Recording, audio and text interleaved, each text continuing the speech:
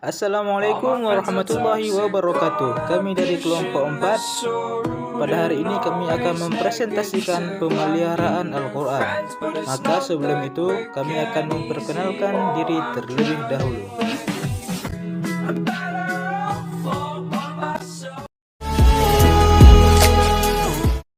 Rizky Rahmatillah 210201079. Muhammad Zakri 2102010078. Muhammad Faiz 2102010072. Al-Ghifari 2102011073. Assalamualaikum warahmatullahi wabarakatuh. Selamat pagi semuanya. Saya Rizky Rahmatillah bersama teman saya Muhammad Zakri, Muhammad Faiz dan Al-Ghifari Fandra. Pada kesempatan kali ini kami akan mempresentasikan hasil makalah kami yang berjudul Pemeliharaan Al-Quran. Tapi sebelumnya kami ucapkan terima kasih kepada Ibu dosen Ibu Misnawati Ja'far SAG MAG PhD, dan juga terima kasih kepada kawan-kawan yang telah berhadir pada kesempatan yang berbahagia ini. Oke, maka pada kesempatan hari ini kami akan menjelaskan mengenai pemeliharaan Al-Quran. Baiklah, nanti pada saat kami presentasi, Anda diharapkan memfokuskan mata Anda terhadap presentasi yang kami sampaikan. Manakala ada kejanggalan atau ada yang kurang dimengerti, Anda bisa menanyakan kepada kami setelah presentasi nanti. Al-Quran adalah kalam Allah yang diturunkan melalui malaikat Jibril kepada baginda Nabi Muhammad SAW. Yang mana keaslian Al-Quran tersebut memang sudah dijaga oleh Allah Subhanahu wa taala. Sebagaimana firman-Nya, "Nahnu nazzalna dzikra wa inna lahu lahafidun," yang artinya sesungguhnya kamilah yang menurunkan Al-Quran dan sesungguhnya kami jugalah yang menjaga, yang benar-benar memeliharanya. Ayat di atas dengan tegas menyatakan bahwa penurunan Al-Quran dan pemeliharaannya itu adalah merupakan urusan Allah Subhanahu wa taala. Dialah yang menurunkan Al-Quran dan dialah pula yang menjaga Al-Quran sepanjang waktu. Namun demikian tidak berarti kaum muslimin boleh berpangku tangan begitu saja tanpa menaruh kepedulian sedikit pun terhadap pemeliharaan Al-Quran. Sebaiknya kaum muslimin harus bersikap proaktif dalam memelihara keaslian kitab suci Al-Quran. Upaya demikian memang telah berjalan sepanjang sejarah kaum muslimin sejak Nabi Muhammad SAW dan terus berlanjut hingga kini dan di masa-masa yang akan datang. Sejarah telah membuktikan kebenaran pemeliharaan Al-Quran dari kemungkinan ternodanya wahyu-wahyu Allah Subhanahu wa taala.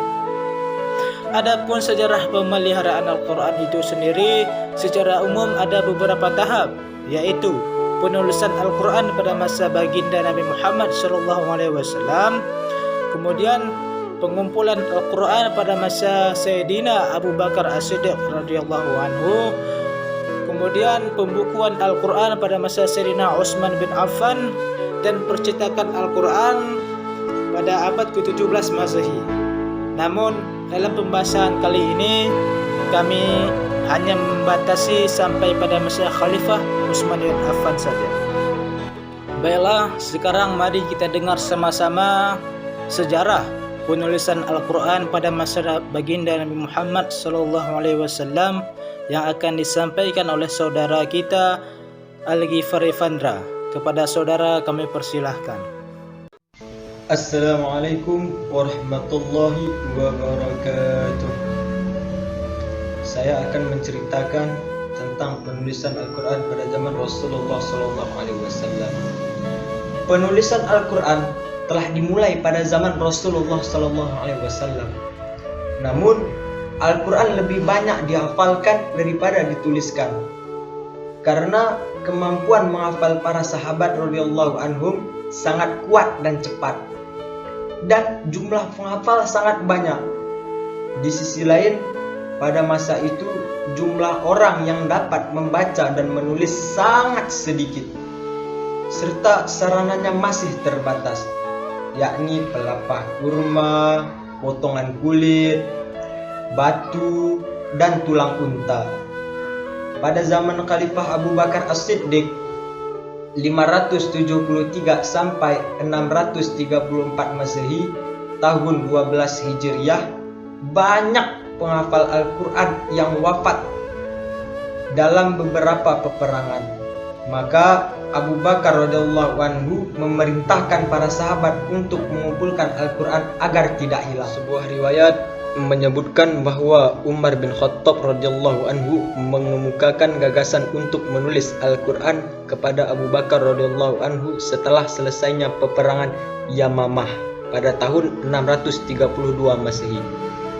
Namun Abu Bakar radhiyallahu anhu tidak mau melakukannya karena takut dosa, sehingga Umar radhiyallahu anhu terus-menerus mengemukakan pandangannya sampai Allah Subhanahu wa taala membukakan pintu hati Abu Bakar radhiyallahu anhu. Kemudian beliau memanggil Zaid bin Sabit radhiyallahu anhu guna mencari dan mengumpulkan naskah Al-Quran yang ditulis di atas pelepah kurma. Permukaan batu cedas dan dari hafalan para sahabat, mushaf tersebut berada di tangan Abu Bakar radhiyallahu anhu sehingga wafat. Kemudian dipegang oleh Umar radhiyallahu anhu sehingga wafat, dan kemudian dipegang oleh Hafsah binti Umar radhiyallahu anha. Seiring dengan penyebaran Islam keluar wilayah Arab pada zaman Khalifah Utsman bin Affan radhiyallahu anhu pada tahun 577 sampai 656 Masehi, pada tahun 25 Hijriah, muncul peradaban di antara kaum muslimin dalam hal dialek bacaan Al-Quran. Perbedaan itu sesuai dengan mushaf-mushaf yang berada di tangan para sahabat radhiyallahu anhum. Perbedaan dialek itu dikhawatirkan akan menjadi fitnah, sehingga Utsman radhiyallahu anhu memerintahkan untuk mengumpulkan mushaf-mushaf tersebut menjadi satu mushaf, gunanya menyamakan bacaan Al-Quran. Utsman memerintahkan Zaid bin Sabit, Abdullah ibnu Az-Zubair, Sa'id ibnu As, dan Abdurrahman ibnu Harith ibnu Hisham radhiyallahu anhu untuk menuliskan kembali naskah-naskah Al-Quran yang telah ada sebelumnya dipegang oleh Hafsah dan memperbanyaknya. Zaid ibnu Sabit berasal dari kaum Ansar, sementara 3 orang yang lain berasal dari Quraisy. Setelah menyelesaikan penulisan Al-Quran dalam dialek Quraisy, karena Al-Quran diturunkan dengan dialek tersebut, Utsman radhiyallahu anhu mengembalikan mushaf itu kepada Hafsah dan mengirimkan hasil pekerjaan tersebut ke seluruh penjuru negeri Islam. Khalifah Utsman radhiyallahu anhu juga memerintahkan untuk membakar naskah mushaf Al-Quran selainnya. Kebijakan Utsman radhiyallahu anhu menjadikan mushaf Al-Quran tak berubah dari awal sampai sekarang ini, disepakati oleh seluruh kaum muslimin serta diriwayatkan secara akuntabel menurut kaidah periwayatan dalam Islam. Sekian yang dapat saya sampaikan tentang penulisan Al-Quran pada masa Rasulullah SAW. Selanjutnya akan disampaikan oleh teman saya yang bernama Zahri tentang judul pengumpulan Al-Quran pada masa Abu Bakar As-Siddiq. Demikian yang saya dapat sampaikan. Mohon maaf atas segala kekurangan.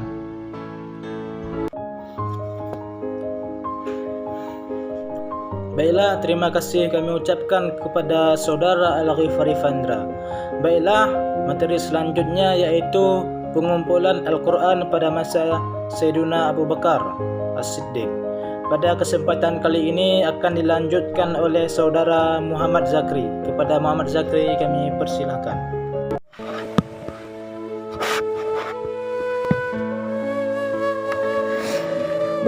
Baik, saya melanjutkan pengumpulan Al-Quran pada masa Abu Bakar As-Siddiq.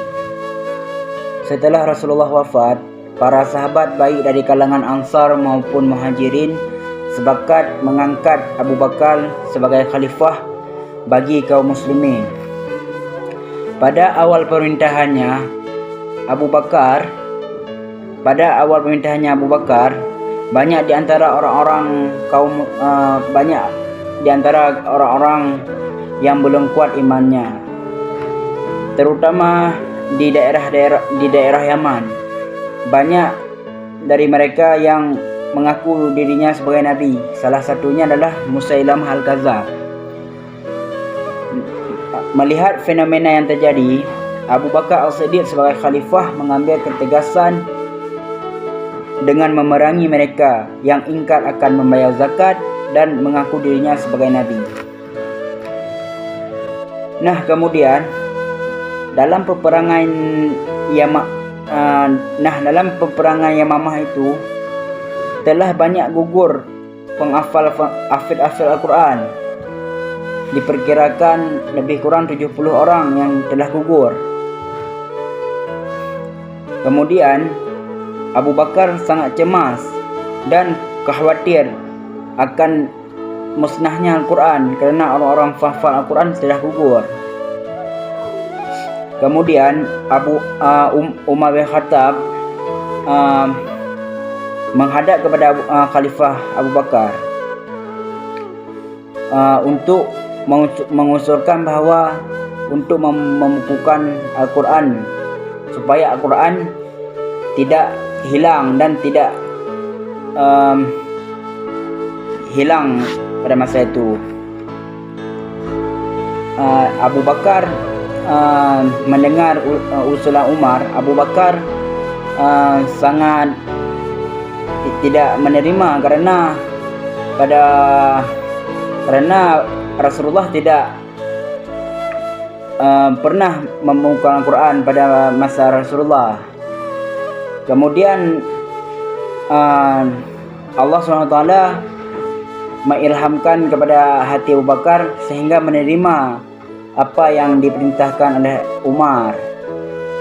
Nah, kemudian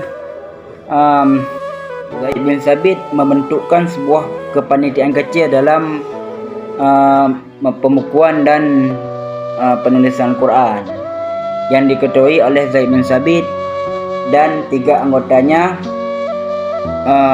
Ubay bin Ka'ab,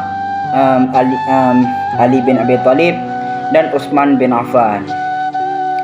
Kemudian dalam menulis dan pembukaan Al-Quran, Zaid bin Sabit sangat teliti. Walaupun Zaid bin Sabit seorang penghafal Al-Quran yang sangat mahir pada masa itu. Kemudian setelah pembukuan Al-Quran kurang lebih selama 1 tahun lebih, kemudian setelah selesai itu jadilah satu mashaf Al-Quran. Kemudian Zaid bin Sabit menyerahkan mashaf Al-Quran itu kepada Khalifah Abu Bakar. Nah, setelah Abu Bakar wafat, Al-Quran itu diserahkan kepada Umar bin Khattab. Sekian. Terima kasih kami ucapkan kepada Muhammad Zakri yang telah menjelaskan tentang pengumpulan Al-Quran pada masa Sayyiduna Abu Bakar As-Siddiq.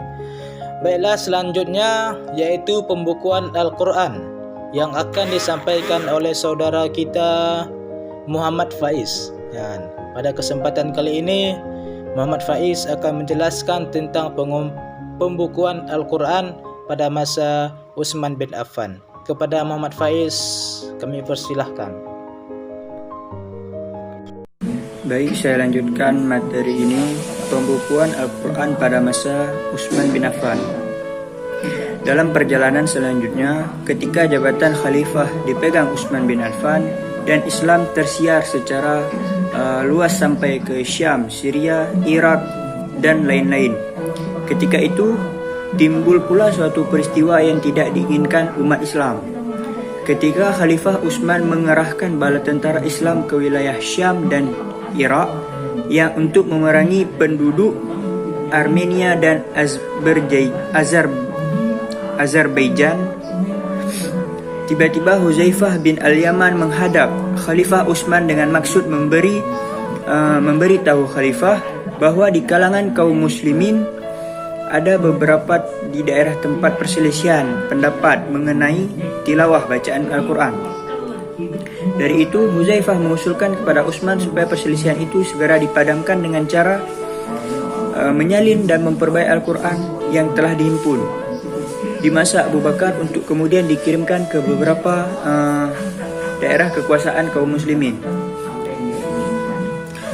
Perbedaan itu terlihat pada waktu pertemuan pasukan perang Islam yang dari Irak dan Syria. Mereka yang datang dari Syam, Syria mengikuti qiraat Ubay bin Ka'ab, sementara mereka yang berasal dari Irak membaca sesuai qiraat Ibnu Mas'ud. Pada awalnya perbedaan bacaan di kalangan sahabat tidak dipermasalahkan, bahkan pada masa Rasulullah terdahulu perbedaan bacaan tersebut diakui, seperti kata indisir, pergilah, dan yang lain-lain.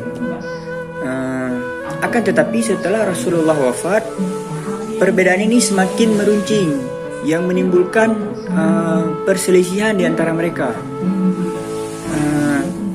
sampai terjadi percekcokan karena perbedaan pendapat tersebut. Setelah mendengar laporan tersebut dan melihat langsung fenomena yang terjadi, Utsman bin Affan kemudian mengutus orang untuk meminjam mushaf yang ada pada Hafsah istri Rasulullah untuk diperbanyak. Untuk kepentingan itu, Utsman bin Affan membentuk panitia penyalin Al-Quran yang diketuai Zaid bin Sabit dengan 3 orang anggotanya, masing-masing Abdullah bin Zubair, Sa'id bin Al-As, Abdul Ar-Rahman bin Haris bin Syam.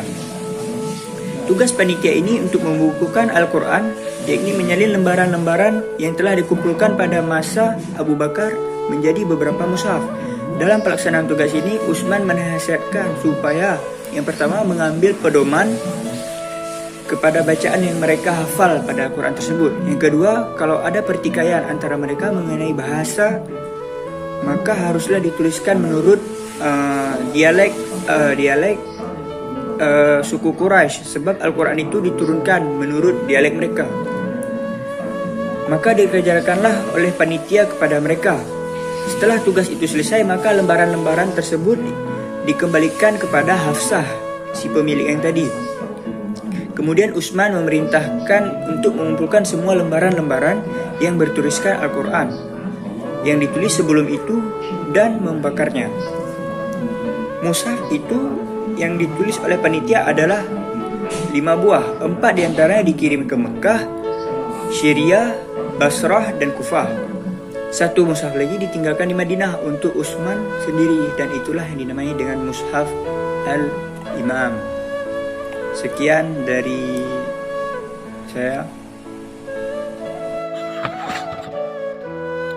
Baik, terima kasih kepada Muhammad Faiz yang telah menyampaikan materi pengumpulan Al-Quran, pembukuan Al-Quran pada masa Utsman bin Affan. Baiklah, ada beberapa manfaat dari pembukaan Al-Quran menjadi beberapa mushaf, yaitu yang pertama, menyatukan kaum muslimin pada satu macam mushaf yang seragam ejaan tulisannya. Yang kedua, menyatukan bacaan kaum muslimin. Yang ketiga, menyatukan tertib susunan surat-surat menurut tertib urut sebagai yang kelihatan pada mushaf-mushaf sekarang.